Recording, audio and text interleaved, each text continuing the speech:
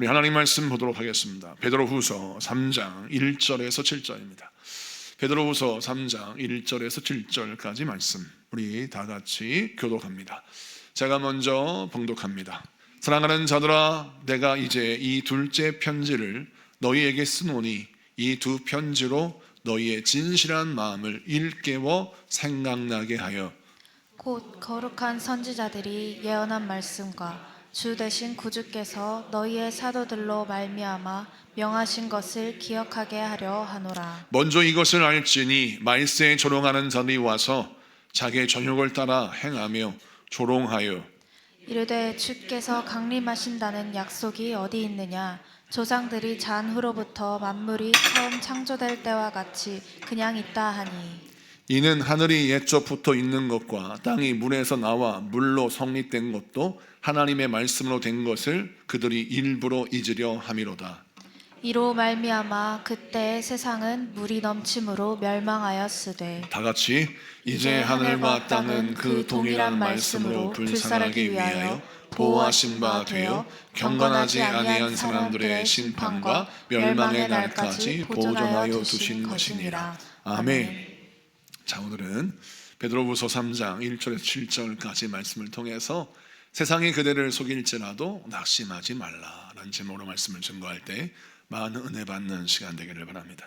베드로후서 3장은 2장과 비슷한 내용의 흐름이 있습니다.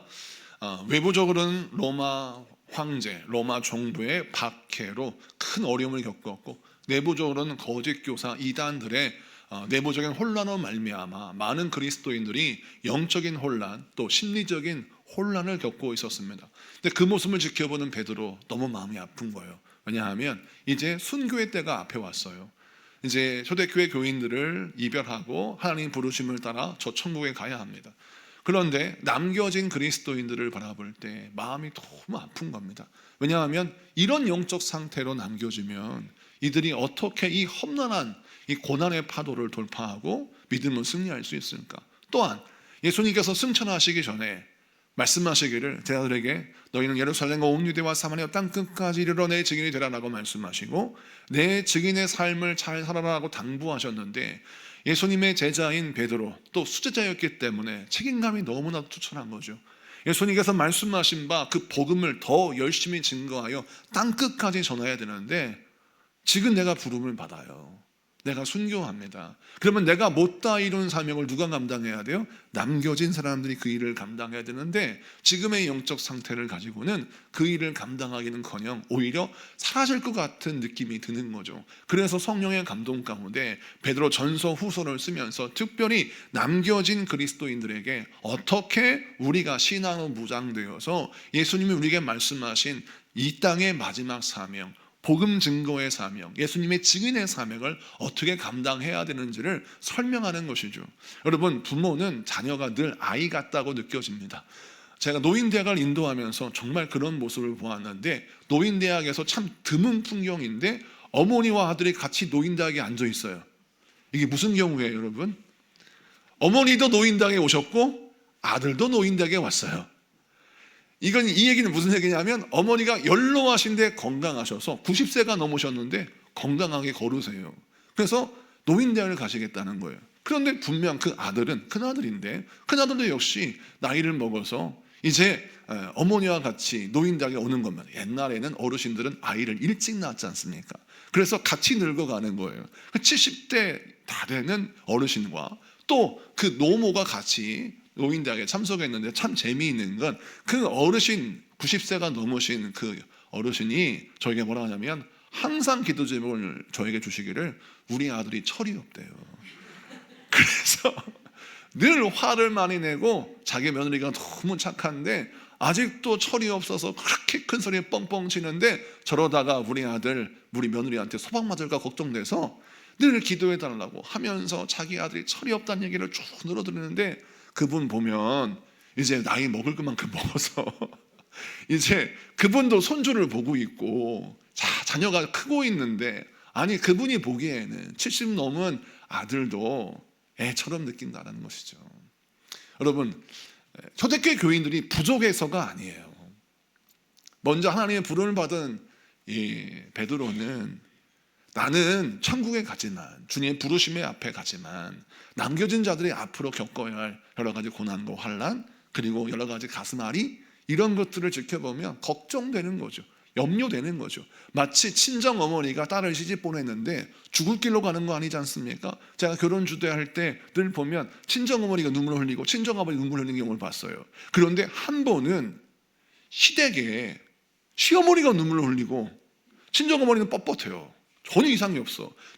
시어머니가 눈물을 흘리고 시아버지가 눈물을 흘리는 거 봤어요.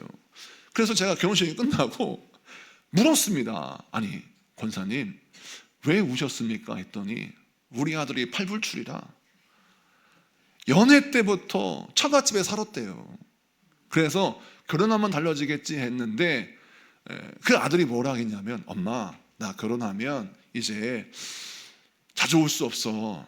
그러니까 미안 서러워하지 마라고 얘기했다는 거예요. 그러니까 그 아들을 키우려고 엄마가 정말 금지옥엽으로 그 아들을 키워놨는데 그 아들이 자기 품을 떠나서 남의 며느리의 남편이 되는데 내 아들이 이제 더 이상 아니라 이제 누군가의 남편으로서 누군가의 아버지로서 독립하고 나를 떠난다는 생각 때문에 그 아들을 떠나보내는 어머니가 우는 걸 보면서 야 정말 저렇구나. 여러분 아들이 죽으러 가는 거 아니잖아요.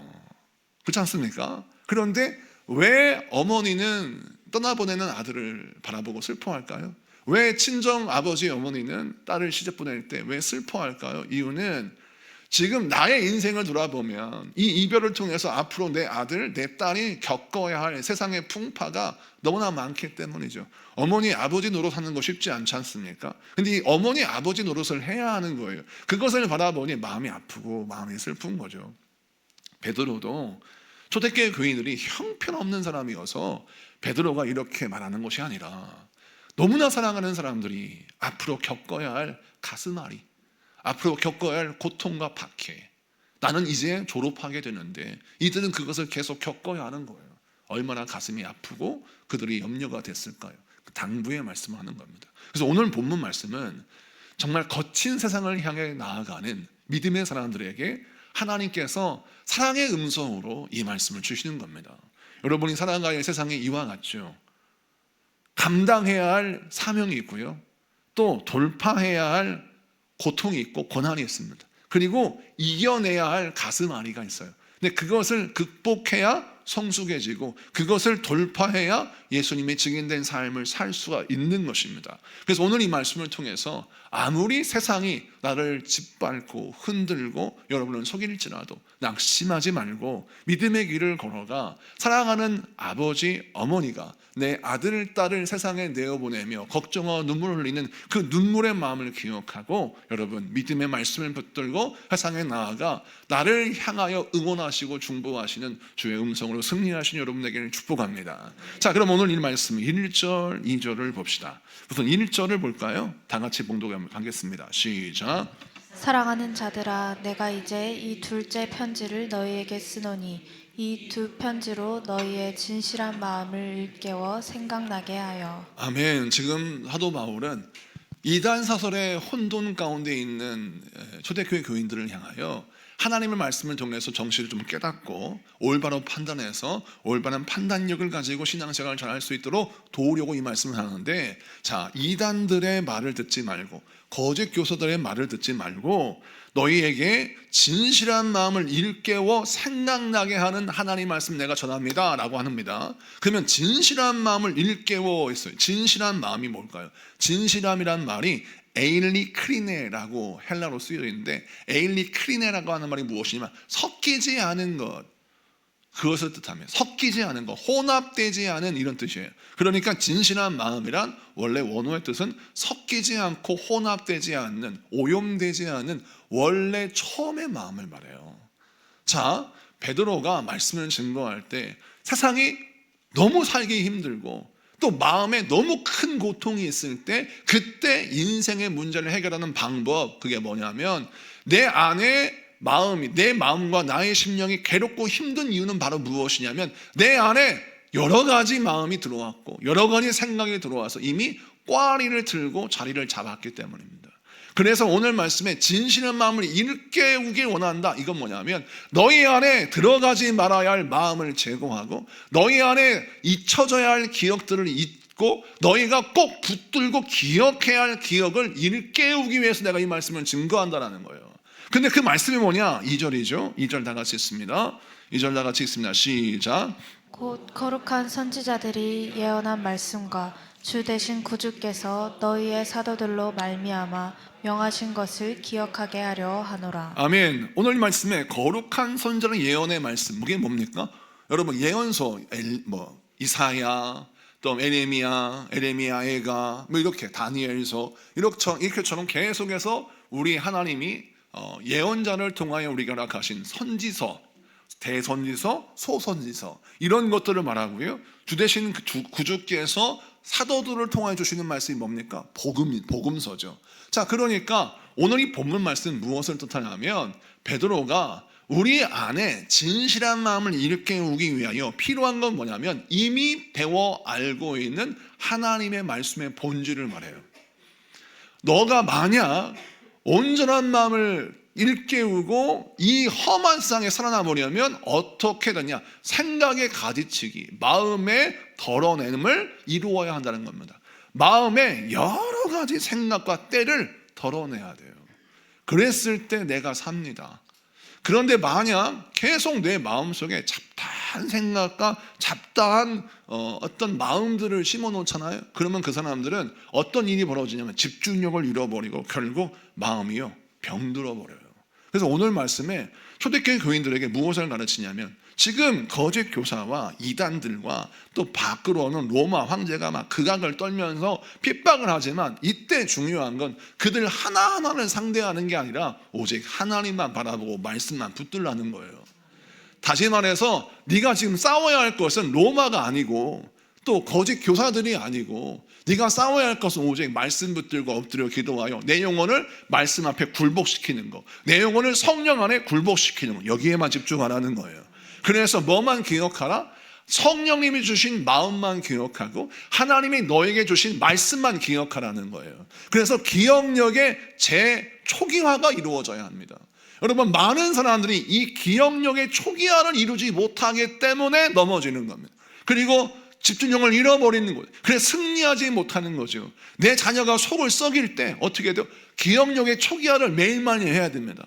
처음 이 자녀를 낳았을 때 느꼈던 기쁨, 그때 내가 미역국 먹고 기뻐하지 말았어야 되는 건데 이러지 말고 처음 내 자녀를 낳았을 때 기뻤던 기억을 기억하면서 지금 속을 썩이지만 그때는 내가 얼마나 기뻐했는가를 생각하면서 마음을 정리하고 무엇에 집중해야 되냐면 내가 지금 뭐에 집중해야 되느냐, 하나님과 내가 처음 만났을 때 나에게 주신 말씀과 나에게 주신 은혜를 기억하고 그 말씀에 집중하는 거예요. 그래서 우리 주님께서 베드로를 통하여 우리에게 뭘 알려주시냐면 혼돈과 핍박과 박해와 환난이 있을 때 이것저것 고민하고 이것저것 방황하지 말고 너희는 오직 하나님의 말씀에 집중해라. 그걸 설명합니다. 여호수아서 1장에 보면 모세가 죽은 이후 그의 시종이었던 여호수아가 대장이 되지 않습니까? 지도자가 되지 않습니까? 그때 여호수아를 일컬어 모세의 시종이었던 이라는 말씀이 나옵니다. 여러분 사실 여호수아도 먹은 만큼 먹은 나이였어요. 이제 청춘의 시대는 지났고 그는 이제 노년의 시대가 되었습니다. 우리가 생각할 때 여호수아는 젊은 사람이라고 이해하는데 여러분 출애굽기 17장에서 등장하는 여호수아는 젊은 사람이었어요. 항상 전쟁터에 나가면 칼을 들고 앞서 싸우는 사람이었습니다. 모세는 이미 나이가 너무 많이 늘었기 때문에 산에 올라 기도할 수밖에 없는 노인이었죠. 그때 80세였지 않습니까? 그런데 그때 40년을 광야에서 모세를 수종 들면서 여호수아가 세월을 지냈어요. 단순 계산만 해봅시다. 20대에 여호수아가 전성기를 달리면서 모세를 도와 섬기고 전쟁터를 누볐어요. 그러면 여호수아가 이제 모세가 죽은 이후에 그의 뒤를 이어서 지도자가 됐을 때 몇 살일까요? 60세가 넘었습니다. 그러면 먹을 만큼 먹었고 이제 중년의 나이, 노년의 나이가 됐어요. 그런데도 그를 지칭하여 모세의 시종이었던 이런 표현을 씁니다. 얼마나 자존심 상합니까? 자기에게 향한 그런 프레임이 있다고 생각하면 사실 기분 나쁠 수 있죠. 근데 여호수아는 여기에 목숨 걸지 않아요. 여기에 내 마음을 빼앗기지 않아요. 남들이 나를 뭐라 부르든 남들이 나를 뭐라고 호칭하든 여기에 관여하지 않습니다. 그는 하나님 앞에 기도하면서 뭐에 집중하냐면 모세를 통하여 일하신 하나님, 그 하나님이 나와 함께 일하셔야 합니다. 여기에 집중하는 거예요. 그래서 여호수아가 하나님께 집중해요. 기도해요. 은혜를 구해요. 이미 40년의 경험이 있어요. 그런데 그 경험은 아무것도 아닌 것처럼 어린아이처럼 하나님 은혜를 구합니다. 아니 40년 동안 모세에게 완전히 엘리트 교육을 받았어요. 모세의 시족이라는 것은 모세의 바로 옆에 있었어요. 모세가 하나님의 말씀을 듣고 배우고 그것을 가르칠 때 항상 그거를 배웠던 수제자가 여호수아입니다. 40년 배웠어요. 그러면 잔뼈가 굵은 사람입니다. 그런데 여호수아가 왜 위대한 줄 아십니까? 익숙함으로 신앙생활하지 않아요. 늘 처음 마음으로 돌아가요. 하나님 기도합니다. 그러지 하나님께서 뭐라 하십니까? 두려워 말라 놀라지 마라 내가 너의 하나님이라. 내가 너를 도와서 모세처럼 사용한다고 말씀하시고 뭐라 하시냐면 하나님의 말씀을 듣고 배울 때 좌로나 우로나 치우치지 말라라고 말씀하십니다. 왜 여호수아에게 좌로나 우로나 치우치지 말라고 하실까? 이유는 뭐냐면 하나님이 쓰시는 종의 가장 확실한 특징은 뭐냐면 하나님의 말씀을 그대로 따라가는 것입니다. 그러면 하나님이 쓰세요. 그런데 하나님께 쓰임받지 못한 사람의 특징은 뭐냐면 좌로나 우로나 치우쳐버리는 거예요. 그래서 여호수아를 쓰실 때 하나님은 여호수아에게 그것을 강조합니다. 좌로나 우로나 치우치지 말고 하나님의 말씀의 레일을 잘 따라가라. 이것은 너의 익숙함으로 일하지 말고 하나님의 말씀을 잘 듣고 하나님 무엇을 원하시는지, 무엇을 기뻐하시는지, 무엇을 주장하시는지를 잘 듣고 행해서 그 길로 가라라고 말씀하시는 거죠. 오늘 이 말씀을 기억해야 합니다. 우리 모든 성도가 왜 진실한 마음을 일깨워야 합니까? 왜 처음 마음으로 초기화되어야 합니까? 이유는 뭐냐면 하나님의 말씀만이 전부인 시절로 돌아가라는 거예요. 그래야 네가 산다라는 겁니다. 하나님의 말씀이 나의 인생의 전부입니다 라고 고백하는 그 믿음의 시절로 돌아갔을 때 내 인생의 근본적인 문제가 해결되고 나에게 다시 한번 성령의 역사가 일어나는 놀라운 영적인 르네상스가 일어나는 것입니다. 그래서 오늘 이 말씀을 통해서 저와 여러분이 깨어 기도하며 주 앞에 간구할 때 주여 나에게 진실한 마음을 일깨워 주소서. 아버지의 말씀을 통하여 다시 영적인 초기화가 이루어지게 하시고 잊혀져야 할 추억들은 잊혀지게 하시고 잊어버려야 할 상처들은 잊어버리게 하시고 나에게 허락하신 아버지의 말씀의 레일을 따라 좌로나 우로나 치우치지 아니하고 그 말씀을 따라 걷게 하여 주시옵소서. 기도한 여러분에게 축복합니다. 두 번째 말씀을 좀 볼까요? 3절 4절을 보겠습니다. 3절 4절 다 같이 읽습니다. 시작. 먼저 이것을 알지니 말세에 조롱하는 자들이 와서 자기의 정욕을 따라 행하며 조롱하여 이르되 주께서 강림하신다는 약속이 어디 있느냐. 조상들이 지한 후로부터 만물이 처음 창조될 때와 같이 그냥 있다 하니. 아멘. 자, 베드로후서 2장에서는 거짓 교사의 정체가 뭐냐면 영주의자였습니다. 영주의자들은 어떤 이단이냐면 우리가 몸으로 짓는 모든 죄는 죄가 아니다. 영이 구원을 받는 것이지 몸이 죄를 졌다고 해서 그 사람이 그 죄 때문에 뭐 구원을 못 받거나 문제가 생기는 거 아니다. 그러니 영으로만 예수님 믿고 하나님 믿고 우리가 몸으로 죄 짓는 것은 하등 문제가 없으니 마음대로 살아라. 이게 영주주의의 특징입니다. 그런데 오늘 본문에 말씀에 거짓 교사의 특징이 나오는데 이들은 예수님이 강림하시고 재림하시는 것을 비웃어요. 너희가 예수님이 다시 오실 것을 기다린다고 하는데 그 예수님이 언제 오시니? 오시지 않지 않니? 네가 지금 예수님을 바라보며 하나님을 바라보며 기도하고 간구하는데 하나님이 너희 기도에 응답하시든 만약 하나님이 살아계신다면 로마 황제가 거꾸로 죽을 수밖에 없지. 로마 제국이 무너질 수밖에 없을 텐데 로마 황제는 오히려 더 강해지면 강해지지 약해지지 않고 로마 제국은 망하는 게 아니라 더 번성하면 번성했지 망하지 않는데 너희 기도 하나님이 들으시기는 하니? 라고 하면서 조롱하는 것입니다. 자, 이 사람들의 정체를 또 봅시다. 또 뭐라고 하냐면 조상들이 잔 후로부터 만물이 처음 창조될 때와 같이 그냥 있다 하니 이게 무슨 뜻이냐면 너희 조상, 너희의 믿음의 선배들이 신앙생활하면서 하나님의 은혜를 구하고 또 열심히 주의 일을 감당했지만 죽은 이후에 세상에 그대로 있지 않냐. 어떤 심판이 있든 이런 것입니다. 자, 더 쉽게 설명하자면 예수 믿는 사람들이 열심히 복음을 전하고 선교하고 전도하고 주를 위해 살다가 박해받아서 고문을 당하고 또 사자밥이 되고 순교할 수밖에 없는 큰 비극을 만났어요. 그들이 볼 때. 그러면 이걸 보면서 하나님이 당연히 너희 조상들, 너희 믿음의 선진들이 이렇게 고난당하고 죽었으니까 하나님이 보복하고 심판하셔야 되지 않겠냐. 그런데 오늘 말씀 보니까 만물이 처음 창조될 때와 같이 그냥 있다 하니, 이게 무슨 뜻이냐면 아무런 심판도 없더만. 우리는 마음껏 죄를 짓고, 우리는 마음껏 예수를 조롱하고, 우리는 마음껏 교회를 파괴하고, 우리는 마음껏 믿는 자들을 다 죽이고 악한 일을 행하는데, 야, 만물이 처음 그대로 있지 않니? 하나님은 심판하시지 아니하고 그대로 있잖아. 너희 하나님은 살아계신기나 하냐? 라고 조롱하는 겁니다. 이들은 유불론자들의 특징이에요. 그 당시에도 유불론자들, 신은 존재하지 않고 또 하나님의 심판도 존재하지 않는다. 고로 우리는 인생을 살 때 죄를 짓든 안 짓든 힘 있는 자가 내 인생에 내 몸에 호흡이 붙어있는 순간 열심히 놀며 즐기며 힘있게 살다가 죽으면 그만이야. 죽음은 소멸이고 죽음 이후의 세계는 없다고 말하는 사람들이 이 유물론자의 특징입니다. 이런 철학이 그 당시에 이 로마 제국을 휩쓸었어요. 왜 그럴까요? 이들이 생각할 때 만약 내세의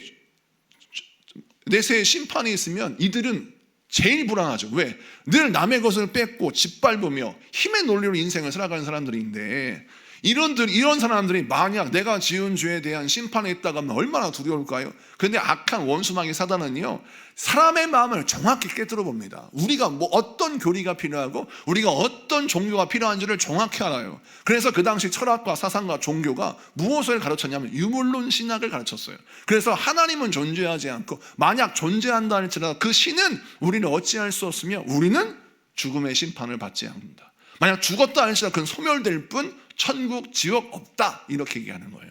제가 의정부에 사역할 때가 있었어요. 의정부 사역할 때 그 당시에 경찰 공무원이었던 부부가 있었습니다. 근데 그 부부가 그 여자 집사님이 열심히 기도하시는 그런 경찰 선생님이셨어요. 기도 열심히 하시면 남편, 자기 아버지, 친정 아버지를 전도하기 위해서 계속해서 목적 기도 가지고 기도했습니다. 근데 친정 아버지 왜 기도했냐면 친정 아버지가 자녀들을 경찰 공무원 또 그 당시에 막 변호사 하여튼 것이 자녀들을 잘 키워냈어요. 그래서 그 아버지는 평생토록 또 공무원으로 인생을 살면서 올곧은 인생을 살렸어요. 자녀들한테 뭐라 할까, 구김살 있는 시절을 주지 않았고 항상 존경받는 아버지 인생을 살았다는 거예요. 근데 문제는 그 아버지가 자기가 너무 강해요. 도덕과 윤리에서 최고봉이라고 생각해. 그러다 보니까 예수를 영접하지 않는 겁니다. 내가 왜 예수를 믿어야 되냐, 신은 없다, 이렇게 가르치는, 이렇게 믿는 분이 그 아버지예요. 그래서 그 아버지를 전도하기 위해서 그 막내딸인 집사님이 열심히 기도하고 중보하면서 중보기도 제목들을 가르쳐줬어요. 기도했어요. 근데 그 아버지가 의정부 성모병원에서 이제 암 말기 환자가 되어서 호스피스 병동에 들어갈 수밖에 없었습니다.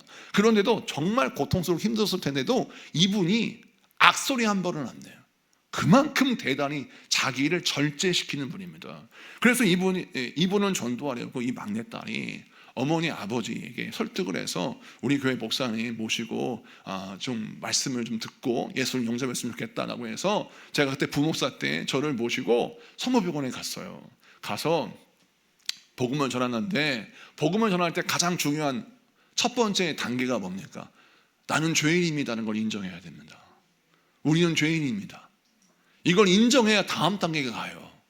근데 그분에게 복음을 전하려고 예수를 왜 믿어야 하는지를 설명하기 위해서, 자, 어르신 안녕하세요 인사하니까 그분이 네, 얼마나 점잖게 인사하시는지 벌써 영국 신사처럼 품위가 절절 흘러요. 그 환자복을 입고 있어도 머리를 단정히 빗고요. 그리고 환자복을 이렇게 입고 이제 암 말기 환자임에도 불구하고 그걸 고통 이겨내는 모습이 너무나도 강인해 보입니다. 그분에게 이제 제가 만났을 때 이런 신사 같은 분은 전도하기 쉽겠다 싶어서 어르신 제가 예수님을 전하러 왔습니다 라고 할 때 그분이 고개를 끄덕여요. 하라 이거죠. 그래서 이제 어르신 우리는 모두가 죄인입니다. 우리가 알고 지은 죄, 모르고 지은 죄가 얼마나 많은지요. 성경에 보니까 죄에 대한 심판이 있다는 것을 성경은 기록하고 있습니다. 그랬더니 이분이 갑자기 이러는 거예요. 기분 나쁘다 이거죠. 그리고 그분이 한 말이, 저 신뢰하지만 목사님, 저는 죄인이 아닙니다. 그러는 거예요. 저는 지은 죄가 없어요. 제가 얼마나 열심히 산 줄 아십니까? 어려운 가정에 태어나서 자기가 열심히 공부해서 부모님 의지하지 않고 자수성가해서 어디 학교를 나오고 어떤 대학을 나와서 어떻게 자기가 이렇게 고위공직자가 되고 자녀들을 어떻게 키웠는지 쭉 설명하면서 안 입고 안 먹고 예파토리 있지 않습니까? 그러면서 열심히 산 거를 쭉 얘기해. 그러면서 저는 동의할 수 없습니다. 저는 여태까지 자식에게 완전 부끄러움을 살았다는 거예요. 그리고 이제 그만 얘기했으면 좋겠대요. 내가 좀 힘들다는 거예요. 딱 멈추는 거예요. 그랬더니 막내딸인 그 집사님이, 아빠 좀 더 들어보시지요. 아니야, 됐어, 목사님 모시고 가라. 그래가지고 그 다음부터 등을 딱 돌리는데, 착한 사람이 화내면 무서워요, 여러분. 아시죠? 점잖은 양반이 등을 딱 돌리고 누웠는데 더 이상 말했다간 큰일 날 것 같아요. 그래서 저도 여기에서 멈춰야 되겠다 싶어서 집사님에게 제가 웃으면서, 집사님 지금 아버님이 대화를 나눌 사정이 아닌 것 같습니다. 다음에 대화가 되면 제가 복음을 제시할 테니까 연락을 주세요 라고 제가 챙겨서 나왔어요. 오후에 있었던 일, 의정성모병원 호스피스 병원 가서 나와서 제가 집에 사택에 왔어요. 근데 이제 남겨진 집사님이 아빠를 열심히 설득했겠죠. 아빠 예수 믿어야 천국 가십니다. 천국과 지옥은 있습니다. 열심히 전도했는데 나중에 한 사실인데 아버지가 불같이 화를 냈대요. 내가 왜 지옥에 가? 나같이 열심히 사는 사람이 어디 있는데? 그러면서 너 쓸데없는 소리 하지 마, 가라. 더 이상 보고 싶지 않다. 여보 뭐해? 딸 빨리 가라 그래. 그래가지고 아버지가 노발대고 화를 내가지고 저녁까지 아빠를 설득하다 나왔다는 거예요. 그래서 밤이 됐는데, 그 당시에는 휴대폰이 없을 때 아닙니까? 휴대폰이 없는데 사택에 전화가 왔어요. 여러분, 한밤중에 사택에 전화 올리면 놀랍니다. 문자를 주세요 차라리. 그런데 전화가 울려서 뭔 일이 났나 보다 전화를 탁 받았어요. 근데 그 집사람이 하는 말이 급한 목소리로, 목사님 밤늦게 정말 죄송해요, 너무 급한 일이라서 연락드렸다는 거예요. 왜요? 했더니 아버지가 위동하신지 어떠신지 모르겠는데 갑자기 전화 오셔서 자기에게 목사님 좀 모시고 오라고 했다는 거예요. 그래서 아버지가 그렇게 목사님이 말씀하실 때는 듣기 싫다고 해놓고서 목사님 오시라고 하니까 뭔지 궁금해서 또 아버지가 위독하신가 해서 자기도 서울 노원구에 사는데 달려가고 있고, 자기 목사님도 의정부에 사시니까 빨리 오시라 라고 전화를 해서 제가 갔단 말이에요. 의정성모에 갔는데 이제 가서 보니까 그 어머니, 부인 되신 분이 나와 계시는데, 목사님 죄송합니다, 이렇게 늦은 밤에 연락드려서 우리 남편이 꼭 목사님 모시고 오라고, 자기가 이제 곧 죽을 것 같다고 하면서 두려워해서 모시고 오라고 전화를 드렸다고. 그래가지고 제가 들어갔어요. 그런데 부인이 따라 들어오는데 그 어르신이 뭐라 하냐면, 부인 나가라고 하는 거예요. 부인 나가라, 목사님하고 단둘이 있겠다. 그래서 제가 앉았어요. 그분이 뭐라 하냐면, 그분이 손을 내밀고 손을 꼭 잡고, 목사님 제가 죄인입니다 하는 거예요. 이게 무슨 소리세요? 라고 했더니 그분이 간증하기를, 제가 복음을 전하다가 그분이 난 죄인이 아니에요, 내가 얼마나 열심히 산 줄 아십니까? 라고 복음을 거절하고 예수님 먼저 거절하고 저를 떠나보내고, 저를 내쫓듯이 내보내고, 자기 딸도 내쫓듯이 내보내고, 이제 편안히 잠을 자는데 꿈을 꾸었다는 거예요. 환상인지 꿈인지 꿈을 꾸었는데 자기가 눈을 딱 뜨니까 자기 영혼이 붕 뜨더래. 그래가지고 자기 영혼이 공중에 붕 떠서 영화에 나오는 것처럼 자기 영혼이 붕 떠서 자기의 시체를 바라보고 있더래요. 내가 죽었구나 라는 게 느껴졌대요.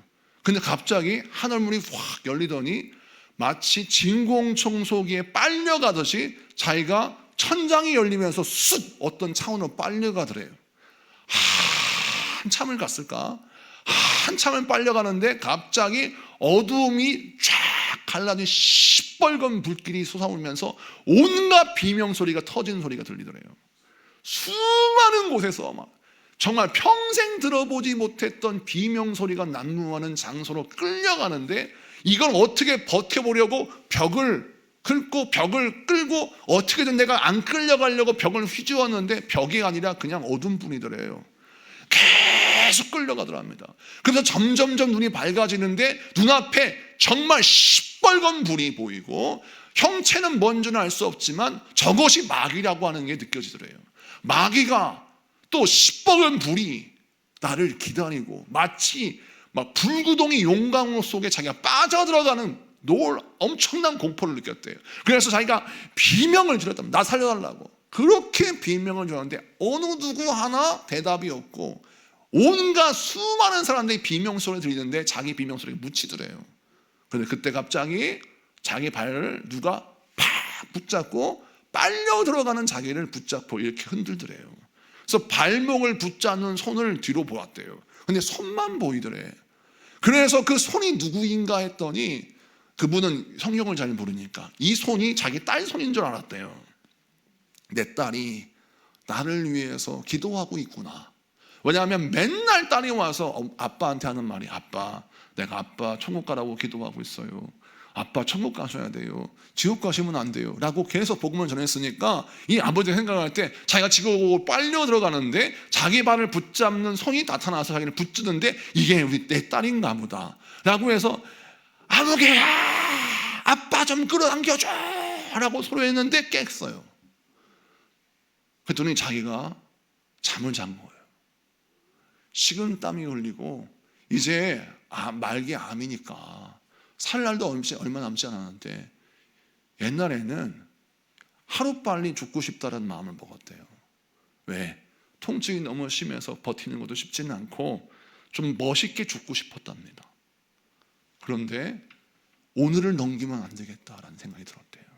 그래서 염치불구하고 우리 딸에게 전화해서 목사님을 모시고 와달라라고 부탁을 하고 저에게 하는 말이 서로를 붙잡고 저에게 고백하는데 목사님 제가 죄인입니다 라고 하면서 자기 죄를 얘기하는데 10대 때 지은 죄 20대에 지은 죄 낱낱이 얘기하는데요 제가 충격을 받았어요.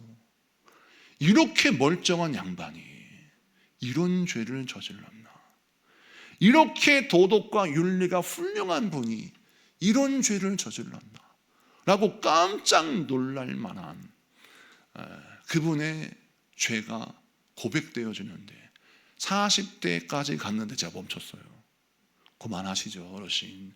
아직 더 남았대요. 하나님이 우리 어르신의 죄를 다 아십니다. 10대, 20대, 30대, 40대, 50대, 60대 지금 모든 죄를 하나님이 아십니다. 그래서 그 죄 때문에 예수님이 십자가에 못 박혀 죽으셨어요. 지금 예수님을 영접하셔서 내 죄를 고백하고 내 죄를 짊어지시고 십자가에 못 박혀 죽으신 예수님의 사랑을 인정하시고 그 사랑 안에 들어가시면 우리 성도님은 죄가 씻김받고 구원을 받아서 지옥 가지 않고 천국 갈 겁니다. 그랬더니 저 손을 꼭 붙잡고 정말 그럴까요 목사님? 제가 지은 죄가 아직도 많이 남았는데 정말 내가 천국 갈 수 있습니까? 제가 지옥을 보고 한 이유는 정말 그 지옥을 절대 가고 싶지 않다는 거예요. 자기를 도와달래요. 이 모습을 아내에게도 보여주고 싶지 않고 딸에게도 보여주고 싶지 않대요. 그래서 목사님한테 꼭 이 모습을 말씀을 드린다는 거예요. 그때 그분의 얼굴이 지금도 선해요. 제가 목회를 하면서 임종의 순간을 정말 많이 봤는데 천국에 가시는 분과 지옥 가시는 분의 임종은 확연히 다릅니다. 지옥 가는 분들의 임종을 보면 정말 영계가 열리면서 엄청난 공포와 두려움 속에 떨면서 돌아가시는 분을 보게 됩니다. 반면에 천국 가시는 분들은 평안과 안식 가운데 조용히 죽음을 맞이합니다. 그리고 천국으로 들어가요. 사랑하는 성도 여러분, 오늘 본문에 세상 사람들이 제 아무리 하나님을 조롱하면서 3절에 보세요. 말세에 조롱하는 자들이 와서 자기의 정욕을 따라 행하며 조롱하여 라고 했어요. 조롱한다는 말이 2번 나오죠. 하나님이 심판을 당장 하지 않으니까 하나님의 심판이 어딨냐고 조롱하고, 자 너희의 선진들이 이렇게 우리의 죄 때문에 다 그렇게 순교당하고 죽음당하고 어려움 당하는데, 자 그러면 하나님이 살아계시다면 우리를 버려야 될 거 아니냐. 그런데 하나님이 가만히 계시니까 천국과 지옥이 뭐가 있어, 힘대로 사는 거지 라고 말하는 그 사람들의 틈바구니 살아가는 이스라엘 하나님의 백성들에게 베드로가 뭐라 하냐면, 세상이 아무리 조롱해도 천국과 지옥은 있다라는 것입니다. 그리고 요한계시록 22장 12절을 보겠습니다. 요한계시록 22장 12절 다 같이 읽습니다. 시작. 보라, 내가 속히 오리니 내가 줄 상이 내게 있어 각 사람에게 그가 행한 대로 갚아주리라. 아멘. 내가 속히 오리니, 주님이 속히 오시겠다고 말씀합니다. 그러면서 하시는 말씀, 내가 줄 상이 있다. 그거 뭐냐면 행한 대로 갚아주리라. 이 말씀은 믿는 자에게는 복의 약속이고 믿지 않는 자에게는 저주예요. 자, 믿는 자들에게는, 충성한 자들에게는 상을 받을 날이 가까이 온다는 거예요. 그런데 예수를 조롱하는 자들에게는 심판받을 때가 가까이 온다라고 하시는 겁니다. 그래서 여러분, 영안이 차라리 열려서 내가 앞으로 심판받을 수밖에 없는 죄인이라는 걸 깨닫는다면 그게 차라리 복이에요. 왜? 회개할 기회가 있는 겁니다. 돌이킬 수 있는 기회가 있는 겁니다. 그 의정부 성모병원 호스피스 병동에서 예수님의 그 말씀을 듣고 거절했던 그분이 내가 죄인임을 깨닫는 지옥의 광경을 보면서 뒤늦게라도 하나님이 그 영혼을 구원하시기 위하여 그에게 회개할 기회를 주셨기 때문에 그 회개할 기회를 붙잡고 기도한 그 영혼을 하나님이 구원하시는 것 아니겠습니까? 그 딸이 왔어요. 저에게 뭐라 하냐면, 목사님 어떻게 됐습니까?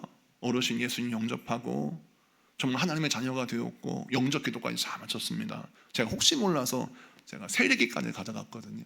세례를 줬어요. 이 딸이 막 펑펑 울면서 뭐라 하냐면, 목사님을 어렵게 모시고 와서 예수님을 영접하는 말씀을 드렸는데 아버지가 거절해서 너무 속상해서 자기가 서울 노원구에 가다가 너무너무 슬퍼가지고 차를 멈춰놓고 펑펑 울면서 기도했대요. 하나님, 우리 아버지 이대로 돌아가시면 지옥 가시는데 구원해달라고 간절히 기도를 했답니다. 그렇게 한참을 기도한 다음에 응답하셨다는 거죠. 그래서 그 아버지가 느꼈던, 그가 지옥으로 빨려 들어가는데 누가 자기 발을 딱 붙잡았다는 건 뭐냐면, 그 딸이 그 아버지의 영혼을 위해서 간절히 기도한 그 중보 기도를 하나님이 들으시고 주님이 그 딸의 기도를 통하여 그 영혼을 붙잡으시지 않았나라는 생각이 드는 거예요.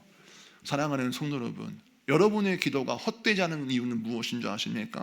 주님이 들으시고 갚으시고 이루시기 때문입니다. 여러분이 영혼을 위해서 기도하는 기도 하나님이 다 듣고 계세요. 그래서 회개할 자는 회개케 하시고 돌이킬 자는 돌이키게 하시요, 하나님께서 역사하시는데 누구의 기도는 듣지 않느냐? 조롱하는 자의 기도는 듣지 않는다는 겁니다. 여러분, 세상에는 조롱하는 자들의 천지입니다. 우리가 믿는 믿음을 조롱하고 역사하시는 하나님을 조롱하고 심판이 없다고 조롱합니다. 네, 요한계시록 22장 12절에 말씀하기를, 보라, 내가 속히 오리니 내게 줄 상이 내게 있어 사람에게 그가 행한 대로 갚아주리라. 하나님이 다 갚아주십니다. 다 채워주십니다. 여러분, 인생 가운데 복을 허락하십니다.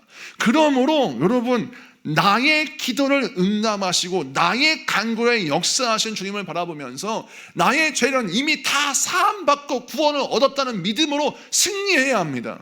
그런데 아직도 악한 영혼들이 우리를 끊임없이 넘어뜨리려고 하면서 우리에게 뭐를 가져오냐면, 너의 하나님은 너를 완전히 구원할 수 없어, 너의 하나님은 너를 완전히 용서하시거나 구원하실 수 없어 라고 하면서 하나님의 구원은 부족한 것처럼 말씀하는 겁니다. 여러분, 여러분의 고행을 하고 여러분이 고민을 하고 뭔가 대가를 지불해야 구원을 얻었다면 예수님이 왜 십자가에 못 박혀 죽으십니까? 차라리 108번 절을 하거나 뭔가 고행을 해서 구원을 얻게끔 하지, 예수님이 왜 십자가에 못 박혀 죽으시냔 말이에요.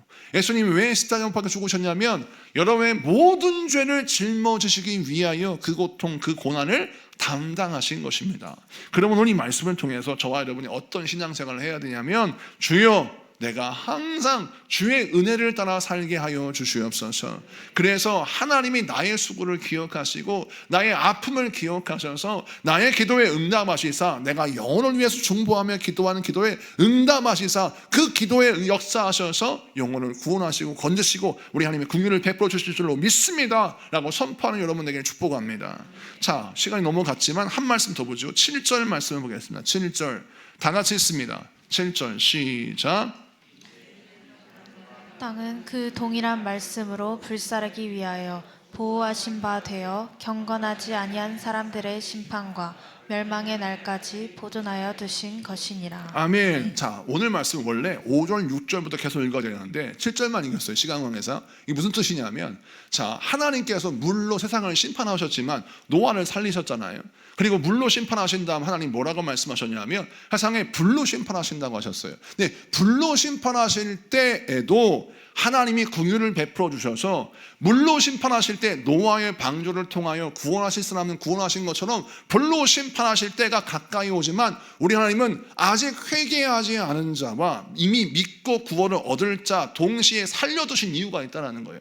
그 이유가 무엇이냐면 하나님의 은혜와 긍휼로 그들이 회개할 수 있는 기회를 허락하시기 위하여 주님이 지금 오셔서 심판하실 수 있지만 지금 심판하지 아니하고 심판을 유예하시고 오실 길을 이미 결정하셨겠지만 우리 주님이 그때를 하나님의 때로 미루신 이유는 무엇이냐면 그들이 회개하고 돌이켜 주님 앞에 바로 서기를 원하기 때문이라는 겁니다. 근데 이 말씀의 뜻은 무엇이냐면 우리 하나님이 심판하시지 않는 이유는 하나님의 능력 없음도 아니고 하나님이 잊어버린 것도 아니고 하나님이 또 부족한 것도 아니라 하나님이 그들도 구원의 방주에 들어오기를 원하고 그들도 회개하고 돌이키기 원하고 그들도 우리 하나님께서 말세 때에 구원 얻기 원하여 우리로 하여금 복음 증거자가 되어서 땅 끝까지를 복음을 증거하는 자가 되라고 말씀하시기 위하여 우리 하나님의 그 심판의 때를 지금 우리에게 유보하신다라는 것을 설명하는 것이요.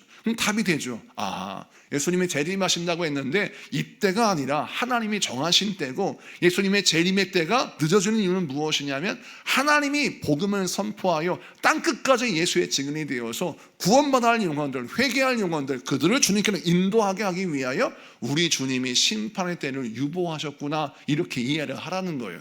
그래서 믿음을 붙들고 말씀을 붙들고 고난이 찾아오고 순교의 때가 찾아와도 주저하지 말고 그 고난과 순교, 그 고난과 고통을 감당해내며 돌파해내며 주님 붙들라는 거예요. 그러면 반드시 저 천국에서 우리 주님이 우리의 수고와 아픔을 하시고 우리의 믿음 위에 합당한 복과 은혜와 상급을 주시며 우리의 믿음의 씨, 우리의 복음의 씨를 통하여 많은 영혼들이 주님께 돌아오는 역사를 허락하신다는 말씀이 오늘 베드로후서 3장 1절에서 7절까지 말씀의 핵심입니다. 말씀을 마치고 정리합니다. 하나님은 여러분의 일상을 다 지켜보세요. 여러분이 어떤 조롱을 받고 어떤 어려움을 당하고 어떤 가슴앓이라는지를 다 아세요. 그리고 말씀합니다. 너의 마음에 필요한 것, 너의 영혼에 필요한 건 무엇이냐면 영적인 초기화라는 거예요. 왜 쓸데없는 생각에 사무쳐서 낙심하고 있느냐? 왜 이럴까 저럴까 고민하며 낙심하느냐? 왜 수많은 감정과 수많은 마음의 홍수 속에 휩쓸려 낙심하느냐? 세상의 그대를 속일지라도 낙심하지 말고 주의 말씀을 붙들고 진실한 마음이 회복될 수 있도록 다시 영적인 초기화를 해라. 잊어야 할 것은 잊고 붙들어야 할 말씀은 붙들고 이미 우리에게 허락하신 말씀 안에서 재무장해라. 그러면 정해진 때가 되었을 때 심판할 때 심판하고 상을 줄 때 상을 주며 내가 너를 보호하고 돌보아서 마지막 때에 하나님의 살아계심을 증거하고 보여주고 내가 너에게 허락하겠다라고 말씀하시는 겁니다.